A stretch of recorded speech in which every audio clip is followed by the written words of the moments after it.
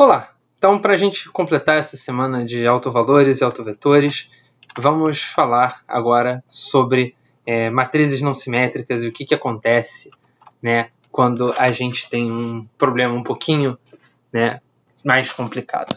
Então, em particular, né, a gente vai falar do que acontece quando a gente quer achar dois autovalores e A é não simétrica.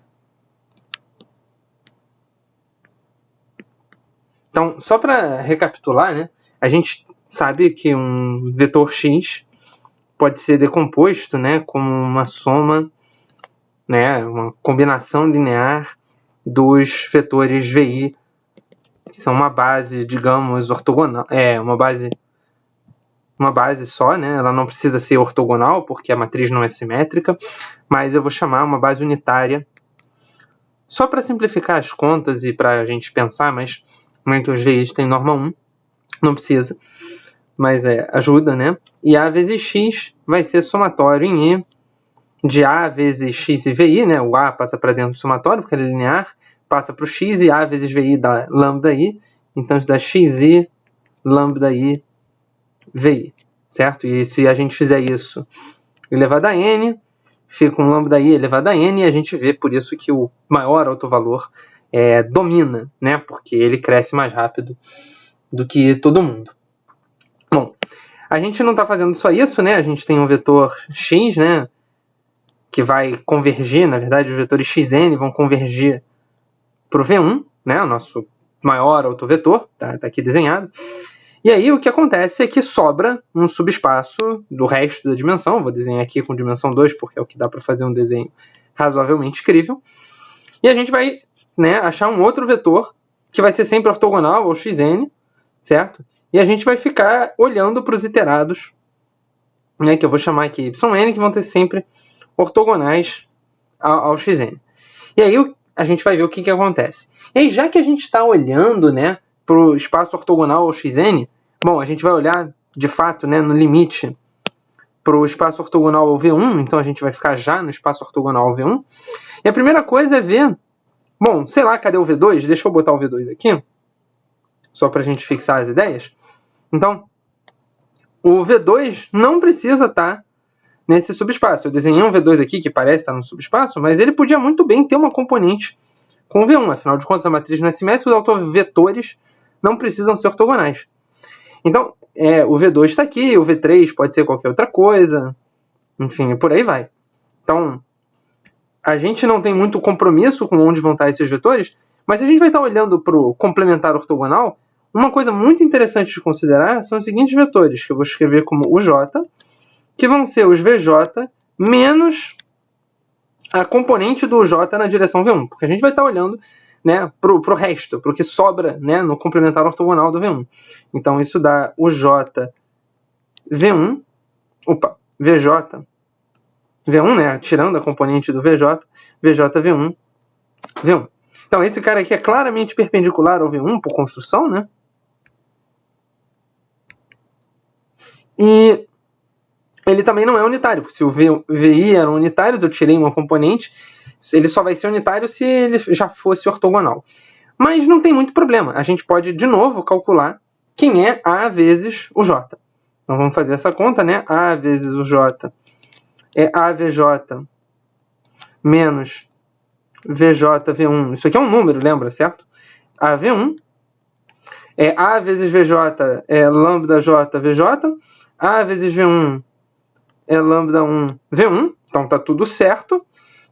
E a primeira coisa que a gente tem que ver é que isso daqui não é paralelo ao J, né? Não é um múltiplo do J, né? Se a gente fizer as contas, isso dá lambda J o J, e aí sobra um restinho que vai ser lambda J menos lambda 1 vezes esse VJ V1, que é o que está faltando aqui para a conta dar certo. Então, repare que o J não é um autovetor do A, como, né, razoável. Se o autovetor era o V2, quando a gente escreveu o J aqui, né, o 2, que é a projeção do V2 nesse subespaço, não vai ser um autovetor. Mas não tem muito problema, porque a gente depois vai pegar esse cara e projetar, né? Se vocês lembrarem a iteração, a gente pega o x, itera e normaliza. E o y, a gente itera, tira a componente no x e normaliza. Então, a gente não está muito preocupado para a componente V1 desse cara. A gente está porque isso daqui vai ser tirado na hora que a gente retirar a componente da iteração, né, em seguida. Então, se a gente continuar fazendo, né, a componente do AUJ no espaço perpendicular é só lambda j ou j. Então, né, se a gente tiver um y que é somatório de yj, o j, e aqui eu vou só lembrar, né, que o j vai de 2 até n, porque eu não preciso botar o 1, né, a gente está no espaço ortogonal. Quando a gente calcular AY e tirar a componente do AY na direção do V1, isso vai dar exatamente a mesma conta, né? Porque a gente vai ignorar essa componente aqui, certo? Porque isso daqui é a componente do A ou J na direção do V1. Porque o J é ortogonal ao V1, por construção. Então isso daqui vai dar exatamente soma de YJ lambda J vezes o J. Então repara que essa operação, né, quando a gente fizer isso, a gente está multiplicando pelo lambda J, ou seja, pelos autovalores certos, os vetores errados. Quer dizer, os vetores que são a projeção dos V's nessa componente. Então, agora é hora de voltar a fazer um pouquinho de álgebra linear malandra. Então, deixa eu definir o seguinte operador, que eu vou chamar de B. Ele vai sair de V em V. V eu chamei, né, do espaço ortogonal ao V1. E ele pega um Y e leva em AY menos AY V1, V1. Aliás, estava faltando um V1 aqui, né? Para tirar um vetor, né? Não um número de um vetor. Repara que esse operador é linear. Se eu normalizasse, ele deixaria de ser linear, né? Porque ele ia ficar com norma 1. Mas lembra que na iteração da potência a gente normalizava só para convergir o autovetor. A direção ia ficar certa. Então, a gente pode olhar para a iteração Bn de y, e isso já está escrito, né? Porque o que está aqui em cima já é B de y, né? Então, Bn de y vai ser somatório de yj lambda j elevado a n vezes o j, e de fato isso vai fazer com que o segundo autovalor domine. E o que sobra disso não é um autovetor, né? É um uj, que é a projeção do V2, né? E aí o U2, que é o limite, se a gente normalizar, né? Ele é a projeção do V2 no espaço complementar aqui. E é a projeção normalizada, né? De novo, porque a projeção vai diminuir a norma. Então, isso daqui explica um pouco o que acontece quando você tira, né, uma componente que é um autovetor de uma coisa que está convergindo para um vetor ortogonal, mas ele não está convergindo para um autovetor. Ele está convergindo para a projeção do autovetor. E aí você teria que fazer um certo esforço, tem que fazer algumas contas.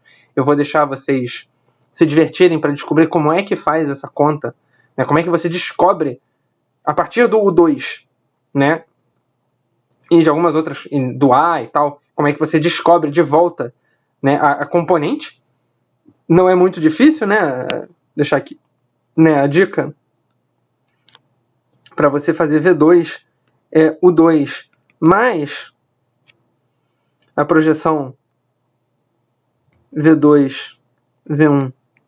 V1, você sabe V1, porque se você calculou, você sabe quem é o U2, você não sabe quem é V2, mas você tem uma coisa relativamente parecida, né? Você tem direito a usar AU2, né? E você pode calcular a projeção do AU2 no V1, e isso daqui pode te ajudar. Não vou terminar as contas não, elas são, né, não são exatamente o nosso foco aqui, é uma conta interessante.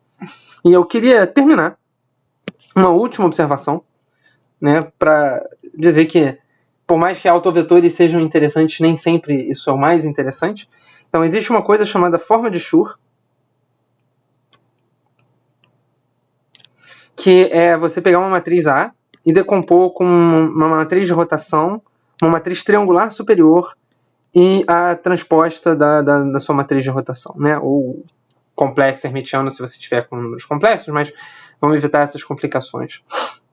E o que é interessante, né, da forma de Schur, então, aqui é Q transposto em identidade, que é uma matriz unitária, e R triangular superior.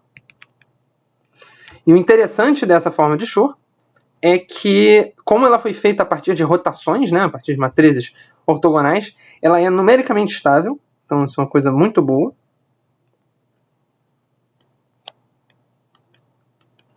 Muito melhor do que você pegar autovetores, né, que podem estar muito alinhados, né, que, por exemplo, nada impede você ter uma matriz que tenha os seus 3 autovetores assim. Tem que imaginar que isso aqui está em 3D, né, fazer um tetraedrinho aqui, tal. Isso daqui é uma desgraça de calcular, certo? Você tem vários vetores muito próximos, isso aqui é ruim. Enquanto que se você fizer a forma de Schur não vai sofrer tanto assim na instabilidade numérica, porque você não está calculando os autovetores. Você está calculando a projeção deles e isso vai ser um pouquinho melhor. Então, essa é a primeira coisa. A segunda coisa é que se a matriz R é triangular superior, né, a diagonal de R são os autovalores da sua matriz A, então não tem problema, a forma de Schur calcula os autovalores para você sem grandes dificuldades. Então, isso é bom. E aí, além disso, né, essa forma QR, que é transposto, permite que você calcule A elevado a N como Q R elevado a N que é transposto, porque afinal de contas Q que é transposto é a identidade, mas isso também é igual a Q transposto Q, né? A inversa dos dois lados.